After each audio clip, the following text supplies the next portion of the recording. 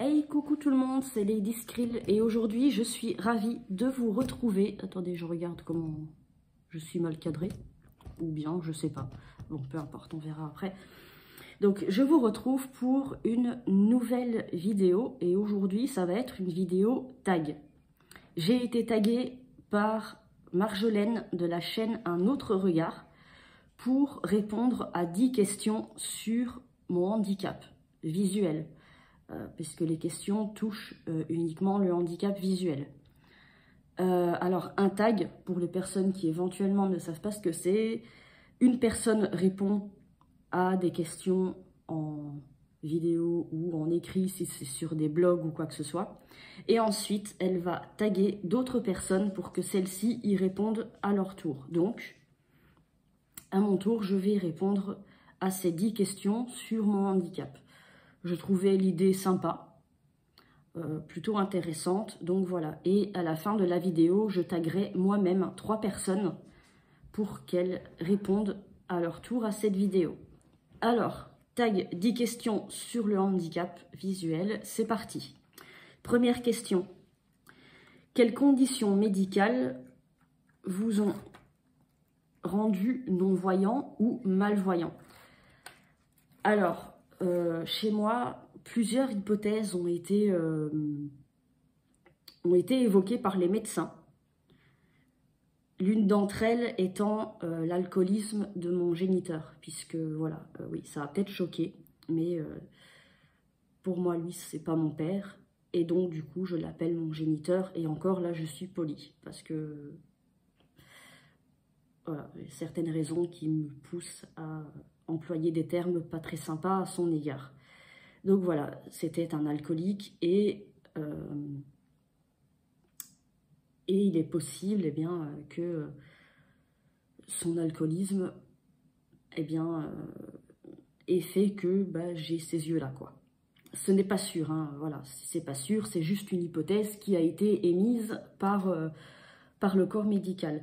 Une chose est sûre, c'est que la microphtalmie, donc puisque c'est le nom de la malformation que j'ai, une microphtalmie bilatérale colobomateuse, et une chose est sûre maintenant, c'est que la microphtalmie est génétique. Je l'ai appris il y a de ça 4 ans, lors d'une visite chez un ophtalmologue, qui m'a expliqué que c'était génétique. Alors, dans ma famille, je suis peut-être le seul cas.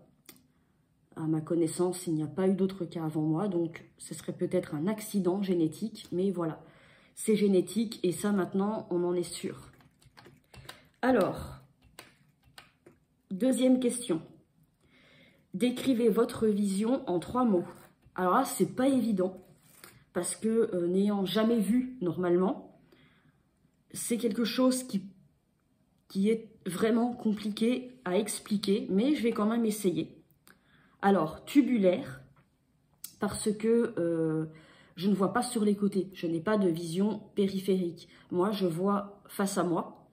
C'est un peu comme quand on regarde, voilà, si vous faites ça avec vos doigts, par exemple, voilà, ou que vous regardez dans un espèce de tuyau. Voilà, je n'ai vraiment pas de vision périphérique. Du coup, voilà, une vision, on appelle ça une vision tubulaire. Alors, le deuxième mot est couleur.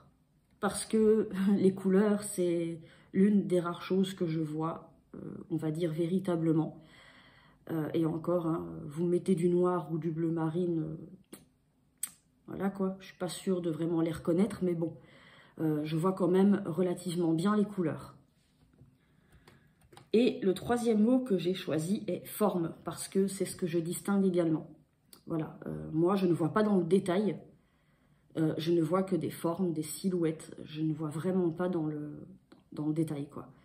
Par exemple, si je regarde quelqu'un, voilà, je vais voir sa silhouette, je vais justement voir les couleurs de ses vêtements,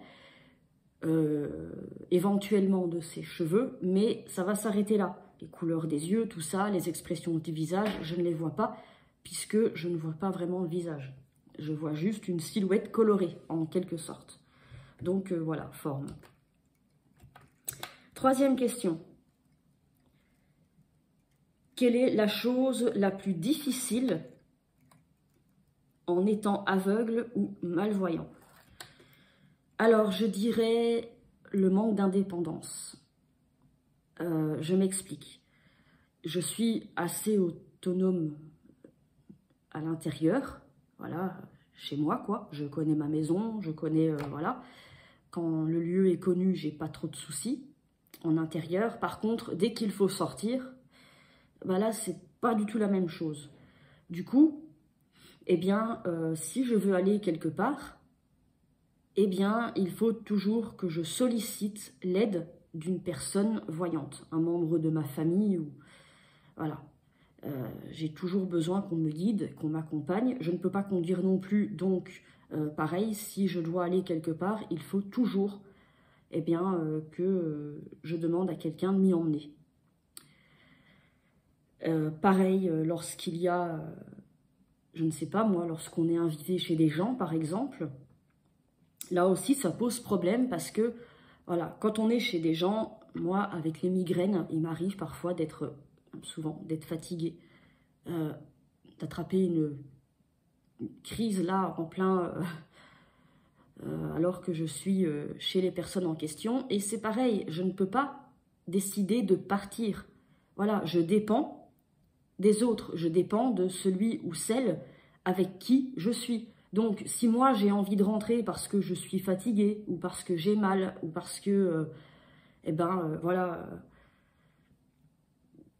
moi je suis quelqu'un aussi qui au bout d'un moment a besoin de se retrouver seul. Donc voilà, eh bien je suis obligée d'attendre que la personne avec qui je suis, eh bien, décide de partir. À l'inverse, quand on est chez des gens et que moi je suis super bien et que j'ai vraiment envie de rester parce que je m'amuse bien ou parce que je discute bien, à partir du moment où la personne avec qui je suis me dit on y va, eh ben malheureusement ça m'oblige à partir aussi. Voilà, je ne suis pas du tout dépendant. Voilà, c'est vraiment ça, une des choses les plus dures pour moi, puisqu'il faut en dire qu'une, c'est ça. C'est vraiment le fait de ne pas pouvoir être dépendant, de devoir toujours dépendre des autres, et aussi, ben ouais, d'être tributaire des autres. Voilà, que ce soit dans un sens ou dans l'autre, je me retrouve, eh bien, oui, tributaire de là ou des personnes avec qui je suis à ce moment-là. Et ça, j'avoue, c'est vraiment pas évident. C'est l'un des côtés qui m'embête le plus. Voilà. Alors, quatrième question. Quel est le bon côté d'être aveugle ou malvoyant? Alors, j'aime pas ce genre de questions. Je dois vous l'avouer honnêtement. Je vais vous expliquer pourquoi. Alors, je ne remets pas en cause les personnes qui tiennent ce genre de discours, attention. C'est juste que moi, personnellement, je n'aime pas. Parce que les gens qui disent « Ouais, moi, mon handicap m'a fait découvrir qui je suis, c'est grâce à lui que je suis la personne que je suis. Ah, c'est tellement le bonheur, vous savez, d'être non-voyant ou aveugle. » Non, j'aime pas. Enfin, moi, j'adhère pas du tout à ce genre de discours.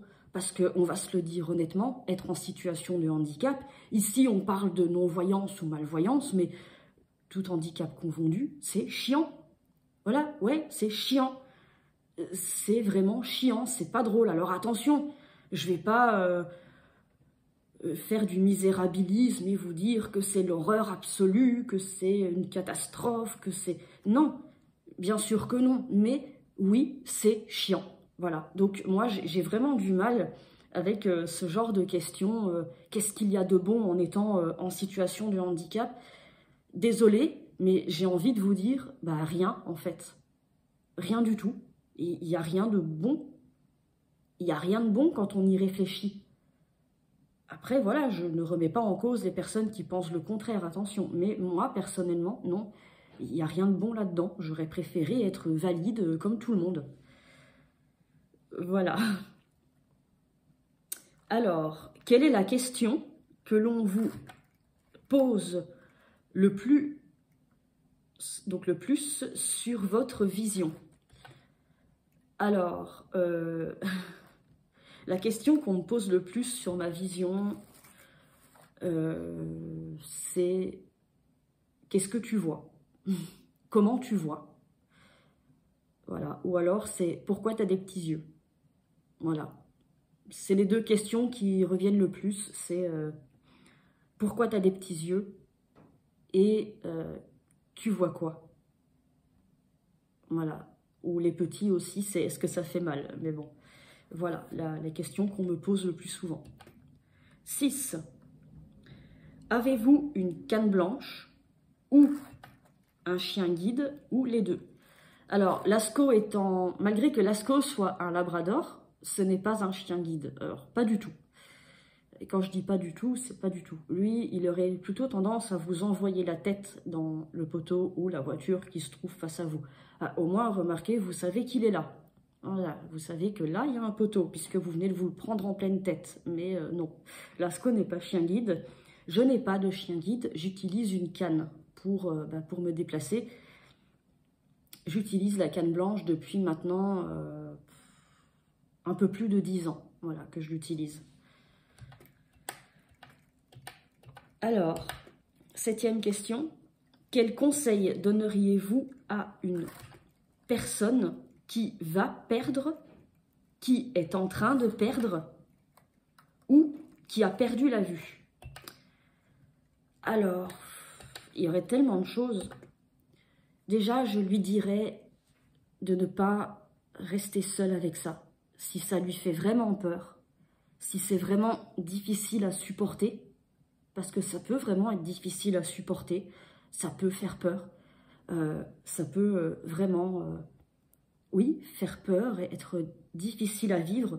Surtout, ne restez pas seul avec ça. N'hésitez pas à parler avec d'autres personnes qui sont dans la même situation, des personnes qui ont perdu la vue bien avant vous, des personnes non-voyantes, malvoyantes. N'hésitez pas à vous confier à des personnes si vous leur faites assez confiance. Voilà, n'hésitez pas à vous confier à des personnes comme ça qui pourront déjà de une vous comprendre parce que c'est pas facile et de deux peut-être vous aider, vous aiguiller pour vous donner les astuces qu'elles utilisent pour leur autonomie. Mais surtout, voilà, ne restez pas seul avec ça. N'ayez pas peur d'en parler à des personnes qui sont aussi concernées. Et si vraiment c'est difficile, n'hésitez pas non plus, il n'y a aucune honte à aller voir un thérapeute. Vraiment, n'hésitez pas. N'hésitez pas à vous faire aider en cas de besoin. C'est très important. Et il faut comprendre que c'est quelque chose qui peut faire vraiment peur et qui peut faire beaucoup de peine. Donc, ne restez pas seul avec ça. Voilà le conseil que je donnerais. 8e question. Quel conseil donneriez-vous à une personne qui a des interactions avec un aveugle ou malvoyant? Alors là, c'est pareil, il y aurait beaucoup de choses à dire. D'ailleurs, je vais peut-être bientôt faire une vidéo un peu plus sur ce sujet-là, notamment dans le validisme. Mais là, le conseil que j'ai choisi de donner, c'est lorsque vous êtes en compagnie d'une personne aveugle, malvoyante, et que vous êtes en groupe. Voilà, c'est-à-dire que vous êtes plusieurs personnes. À partir du moment où vous vous adressez principalement à la personne aveugle ou malvoyante, n'hésitez pas à prononcer son nom. Parce que vous, les voyants, quand vous communiquez, je sais que vous communiquez beaucoup avec le regard. Vous regardez les gens, vos interlocuteurs. Et parfois, quand vous posez une question à quelqu'un en particulier, vous allez insister du regard sur cette personne. Nous, on ne le voit pas, votre regard. Donc, si à ce moment-là, vous ne nous dites pas clairement que c'est à nous que vous vous adressez, eh ben, vous risqueriez peut-être de vous prendre un vent. Parce que comme on ne sait pas que c'est à nous que vous vous adressez, ben, on pourrait tout simplement ne pas vous répondre. Parce que vu qu'on est en groupe, on n'est pas forcément censé savoir que cette question nous est directement adressée. Donc vraiment, n'hésitez pas à dire tiens, bidule, voilà. Qu'est-ce que tu en penses, toi, bidule? Enfin voilà, il faut vraiment pas hésiter à bien faire comprendre à la personne que c'est, oui, que c'est bien à toi que je m'adresse et pas aux autres, c'est de toi. Donc voilà, parce que nous, sinon, on ne vous voit pas. Et soit on peut répondre alors que on nous a rien demandé, ou à l'inverse, vous vous attendez une réponse et nous, vu qu'on ne sait pas que c'est vraiment à nous que vous vous adressez, on ne répond pas. Et du coup, vous vous retrouvez à vous prendre un superbe vent qui n'est pas fait exprès, mais qui est quand même dommage. Voilà le conseil que je donnerais là. Alors, 9e question. Pourquoi avez-vous rejoint YouTube ou blogging? Alors, blogging, je ne sais pas ce que c'est parce que j'ai pas de blog. Mais pourquoi j'ai décidé de rejoindre YouTube, je l'avais déjà expliqué dans une autre vidéo. À la base, comme vous le savez, j'apprends le dog dancing avec Lasco. Et à la base, je voulais juste faire une chaîne pour montrer comme ça nos tours, nos tricks et notre évolution. Et puis, petit à petit, en réfléchissant, j'ai voulu donner une autre dimension à la chaîne. Je ne sais pas si ça se dit comme ça. Où là, j'ai eu l'idée donc de faire des descriptions de tricks pour les personnes non-voyantes, malvoyantes, qui auraient envie de faire de l'obé rythmé ou juste qui s'y intéressent, qui ont envie de savoir. Et aussi après de parler du handicap et des rats, puisque je suis aussi passionnée par les rats. En fait, on est passé de « je veux juste montrer timidement ce que je fais avec mon chien » à « je vous décris des tours, je parle de handicap et des rats ». Voilà. Voilà pourquoi j'ai décidé de rejoindre YouTube. Parce que j'ai vraiment envie de sensibiliser au handicap et de montrer aussi, sans rentrer dans le « regardez, Yel est handicapée, Yel danse avec son chien, c'est merveilleux ». Non, ça j'en parlerai d'ailleurs une autre fois aussi. Mais voilà, montrer que quand on est déficient visuel, on ne fait pas que jouer du piano. On peut aussi faire un tas d'autres trucs. Voilà. Et aussi sensibiliser au handicap, toutes sortes de handicaps. Voilà pourquoi j'ai décidé de rejoindre YouTube. 10e question. Nommez 3 personnes donc, qui vont répondre à ce tag à leur tour si elles le veulent bien. Alors, pour ces 3 personnes, j'ai décidé de nommer Mélo de la chaîne Mélodie. Alors, Mélodie, c'est une chaîne que j'ai découverte très récemment, où donc c'est une personne qui chante des chansons et qui chante superbement bien. Elle a une voix magnifique, vraiment. Elles sont 2 en réalité. Et vraiment, elle chante divinement bien. Elle raconte aussi des petites histoires, puisque leur chaîne s'adresse aussi aux enfants. Donc voilà. Et donc Mélo est malvoyante également. Mais vraiment, je vous encourage à aller voir sa chaîne, parce que, waouh, elle a une voix juste époustouflante. La 2e personne que je choisis de nommer est Le Monde d'Ojram. C'est aussi une chaîne consacrée, cette fois, à la déficience visuelle. Marjo nous parle de plein de sujets en rapport avec le handicap. Elle fait aussi des interviews de personnes, de sportifs en situation de handicap, malvoyants, non-voyants. Voilà, une superbe chaîne que je vous recommande également. Et pour la 3e personne, ça sera Anakin, vulgarisateur amateur. Alors sur cette chaîne, c'est une chaîne plutôt scientifique qui vient d'être, elle est née il n'y a pas très longtemps cette chaîne. Et en fait, eh bien, Anakin vulgarise des choses scientifiques pour justement, par exemple, il y a une vidéo, c'est « Qu'est-ce qu'un trou noir ?» Voilà, pour que tout le monde puisse le comprendre. J'essaierai de vous mettre les liens en commentaire. Alors, je sais que normalement, on fait ça dans la description. Seulement, moi, je ne suis pas sûre de pouvoir copier plusieurs liens dans la description. Donc, ce que je vais faire, c'est que je vais vous mettre les liens de ces 3 chaînes en commentaire pour que si vous en aviez l'envie, vous puissiez aller voir ces chaînes que je vous recommande vraiment. Et aussi, je vous recommande également la chaîne Un autre regard, donc de Marjolaine, qui m'a tagué pour que je réponde à mon tour à ces questions.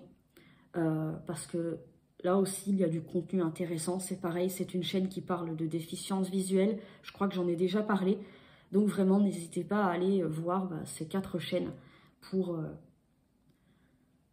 les aider, pour voilà, les encourager et aussi pour vous informer sur la déficience visuelle. Voilà, c'est fini pour cette vidéo. J'espère qu'elle vous aura plu, j'espère qu'elle vous aura intéressé. Comme d'habitude, n'hésitez pas à mettre un petit pouce bleu si vous avez aimé. N'hésitez pas à commenter et partager cette vidéo si le cœur vous en dit pour nous donner à Monsieur Truffe et à moi un peu plus de visibilité sur la chaîne. Je vous retrouve, je l'espère, mercredi prochain pour une nouvelle vidéo.